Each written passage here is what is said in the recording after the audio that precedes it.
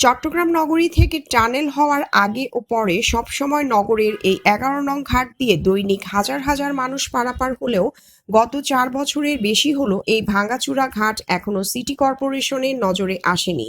কিন্তু যাতায়াতের ভাড়া না কমে উল্টো বেশি হয়েছে বলে দৈনিক পারাপার হওয়া কয়েকজন বলেন।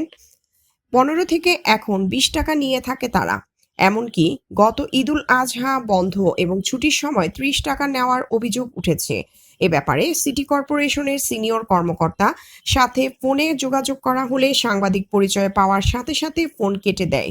ঘাট ইজারাদার যারা আছেন তারা বলে উল্টো কথা। ঘাট ভাঙাচুরা যাই হোক, ভাড়া কম হবে না। আরও বড় অভিযোগ এই যে যেখানে ১৫ জন যাত্রী নেওয়ার কথা সিটি কর্পোরেশনের নির্দেশ, সেখানে ৫০ থেকে ৮০ জন যাত্রীও নেয়। প্রিয়াঙ্কা মল্লিক, দৈনিক তৃতীয় মাত্রা,